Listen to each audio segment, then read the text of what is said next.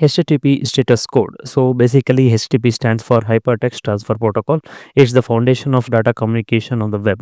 When you visit a website, your browser sends an HTTP request to the server, and the server responds with HTTP response. This protocol governs how messages are formatted and transmitted, allowing web pages to be requested and delivered. So the simplified workflow of HTTP is like basically client sends a request, either get post or whatever it is. Then DLS lookup happens, translate any domain into IP address. Then connection will be established like TCP IP or possibly TLS connection to the server. Then request send happens like sends the HTTP request to the server, then process the request, checks for uh, result and determines the response. Then the server responds with like HTTP some status code like 200 100 and all. Then client receives and processes the response, displaying for using the data. So basically, HTTP status codes are three-digit response sent by a web server to indicate the result of client's request. These codes are divided into five classes based on their first digit. Here are the overview of a different class and common codes within each. So the first one will be which starts with digit one, which is informational one. This code indicates that the request has been received and being processed.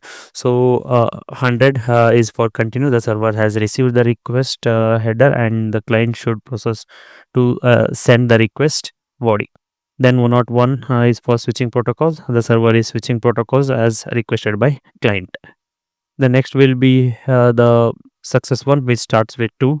So this code indicates that the request has successfully received, understood, and processed. So 200 is for okay, the request was successful and the server has returned the requested data. 201 is for created, like the request has been fulfilled, resulting in the creation of new resource. 204 is no content. The request was successful, but the server has no content to return. The next will be the will starts with 3. These codes indicates that the client must take additional action to complete the request. So 301 is for moved permanently. The requested resource has been permanently moved to a new URL. 302 is like found. The requested resource has been temporarily moved to a different URL. 304 is not modified. The resource has not been modified since the last request used for caching purpose. The next two will be what like starts with 4.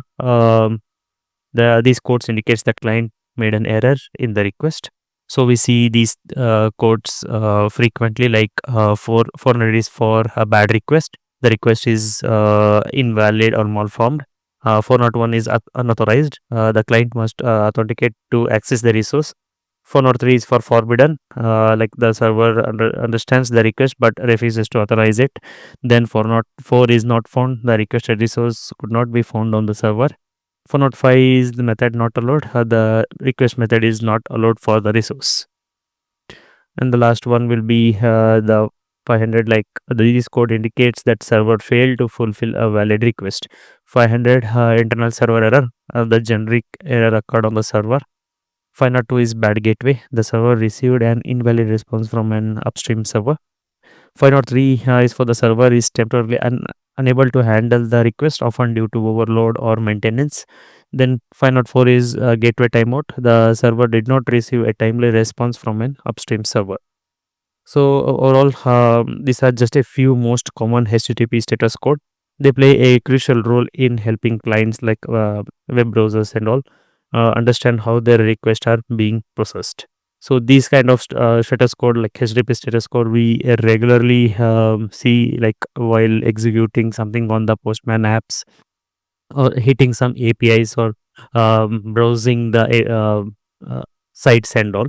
So knowing the like common status code, HTTP status code will be helpful uh, for analyzing the things.